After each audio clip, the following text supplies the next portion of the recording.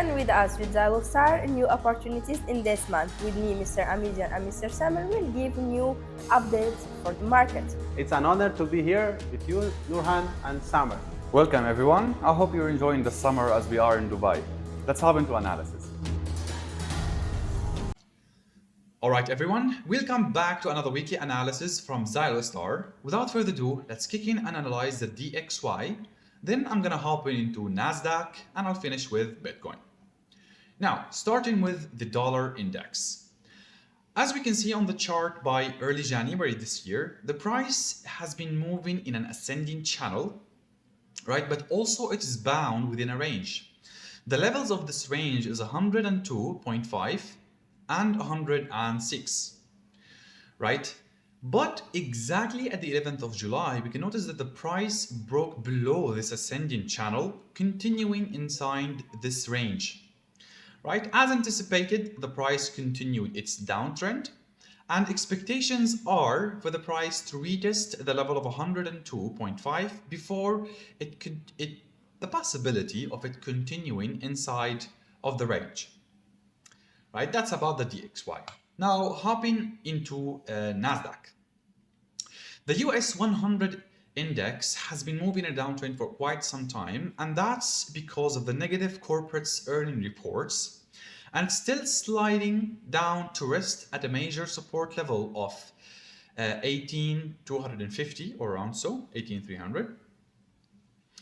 Right, now expectations for this downtrend are to continue, but it may retest before it continues, or it may continue its downtrends. Now that's about the overall expectations. However, this is a solid support, so the price after retracement, we may find it doing a break for this resistance. We may find it continuing downtrend.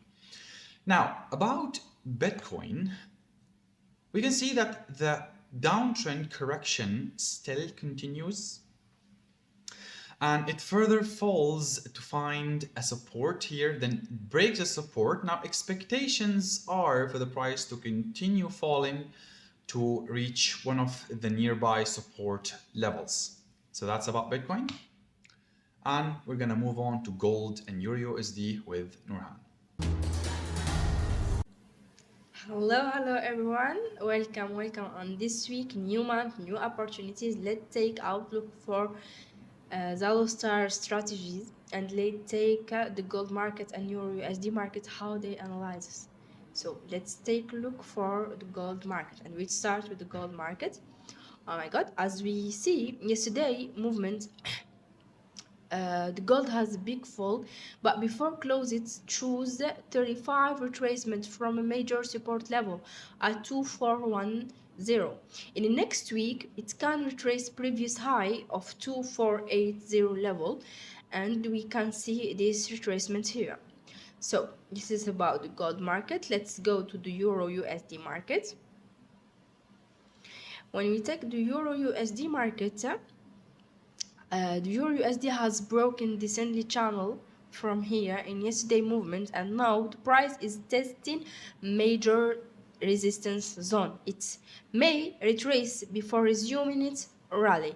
Okay, so this is the movement about the EURUSD. If we go to results of the previous strategies and the previous analysis that we already took together, guys, in gold and EURUSD. This is about gold previous week, I think. Yeah, we took gold and EURUSD. Let's took a gold market. In the gold markets, let's see the results. We say may fall from here, then he will go up to this resistance here, and the analysis is very good actually. Let's go to the EURUSD. In EURUSD, we said and we expect that may fall from here, from this triangle here. Let's see. Oh my god, it's very good. Yeah, the target. Yes. Okay guys, so this is the outlook of this week. We will meet next week.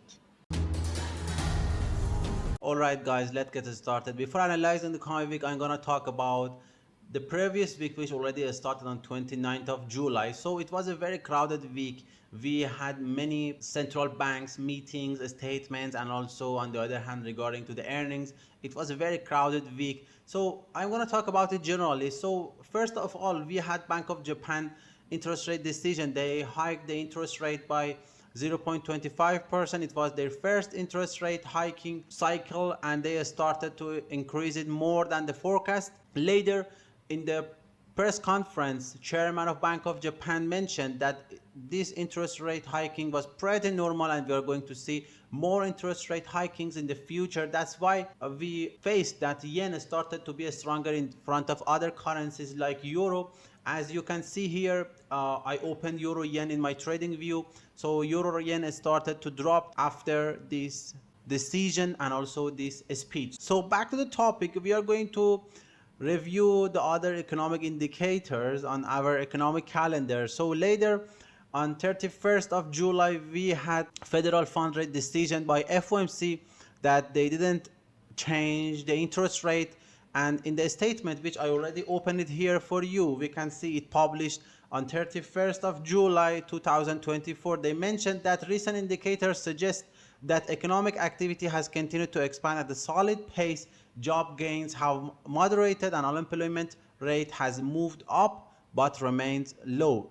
On the other hand, regarding to inflation, they mentioned that inflation has eased over the past year but remains somewhat elevated. Later, we had the press conference of Jerome Powell. He mentioned that we gained more confidence regarding to the inflation path to the 2% target, and he mentioned that we found some weaknesses in the job sector. Generally, we can say he was dovish, and that's why dollar started to come down in front of other currencies. And later on Friday, we had a very important data regarding to the job market, and in NFP we saw that 114,000, which already published as an actual number in front of 176, and for the previous period they revised it down from 206 to 179. And on the other hand, also regarding to unemployment rate, we faced more unemployment in the US. It exactly opposite of Federal Reserve statement, which was already on 1st of August. That's why market participants started to increase the probability of rate cut by Federal Reserve for this year. So let's go to the earnings of the companies. As I mentioned last week, earnings can play a significant role in the sentiment and outlook of the investors. Here we can see 1 week performance of the companies in the S&P 500. Some big companies like Amazon, Microsoft, Intel, and other companies, they missed their earnings. That's why we faced a huge sell-off in the stock market, and it caused a bearish sentiment among the investors. So it was one of the biggest reasons. That's why a stock market started to fall down. As you can see here, Tesla started to fall down more for this week, and also some other companies like Intel, and I'm gonna open it here. So we can see here on Friday Intel missed the earnings of its company, and also regarding to Amazon it was the same scenario, and Amazon missed the earnings, and it caused, as I said, a huge sell-off in the stock market, and it was one of the biggest reasons. That's why a stock market and equities faced pressure. So let's go and continue the topic. Before continuing the topic, I want to talk about some indicators regarding to last week. So as you can see here, for the unemployment rate, as I mentioned, that we reached 4.3% unemployment rate in the US. It was the highest number since 2022, you can see here. And also for ISM Manufacturing Purchasing Managers Index, or better to say ISM PMI for the manufacturing, we can see a huge drop from 49 to 46.8 for July, and it's going to increase the probability of hard landing for the US economy. So let's go to the coming week. So here we have on 5th of August at 6 p.m. to the Dubai time. As you know, we are sitting in Dubai, and our main office is located in Dubai. you can see ISM Services PMI at 6 p.m. On Tuesday, we have also Royal Bank of Australia for interest rate decision, or better to say Central Bank of Australia are going to consider for interest rate, and it's very important and it can affect the Australian dollar. On 7th of August, on Wednesday, we have also some economic indicators regarding to New Zealand, regarding to employment and also unemployment rate. On 8th of August, on Thursday, we have a speech regarding to the governor of Royal Bank of Australia, or better to say Central Bank of Australia. And at 7 a.m. we have inflation expectations, which is going to be published quarterly, and also unemployment claims for US economy at 4:30 p.m. On Friday, we have finally at 4:30 p.m. unemployment change in Canada economy and also unemployment rate. Here was a brief summary for coming week economic indicators. So let's go and review the earnings of the companies. We have a crowded earnings week, and on Monday before market we have the Berkshire Hathaway earnings, and after market we have the PLTR or Plantier company earning. On Tuesday and before market we have Uber, Caterpillar and other companies like FUBO, and on Wednesday we have the earnings of Shopify, Walt Disney, Emerson in before market, and after market we have the Robinhood earnings. So on Thursday we have the earning of LLY or Lilly and other companies like Vistra Energy, and on the aftermarket we have SoundHouse, ALFUNIT, that you can see here. So do not forget, earnings of the companies can play a significant role, because earnings of the companies can change the sentiment or outlook of the investors. So let's talk about the geopolitical tensions. As you know, there are some geopolitical tensions in the Middle East regarding to Lebanon and other countries. So we had a volatile week because of these geopolitical tensions, and also on the other hand regarding to the earnings of the companies, which I already opened for you. Some companies like Amazon, Tesla and other companies, that why we faced a pressure and a sell-off in NASDAQ and also other indices.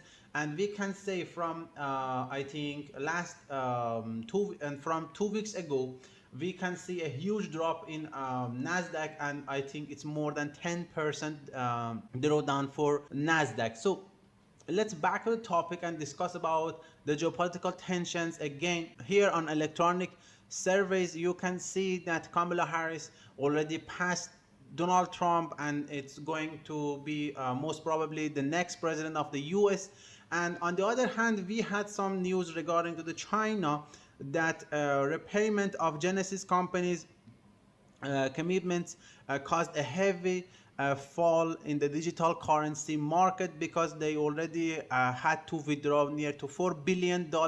That's why you can see a huge sell-off in Bitcoin. So I open it for you here. You can see some reasons of this downtrend is related to US economy and hard landing, which already mentioned, and also some news regarding to geopolitical tensions, and plus this news regarding to the China and this company, which I already said. So do not forget, if you want to have a higher win rate and the probability, or better to say a better trade results, you should care about fundamental and sentiment, and you need to combine these two style of analysis together. Thanks for watching. Most welcome to our channel. Don't forget to subscribe and like, and we will meet next week.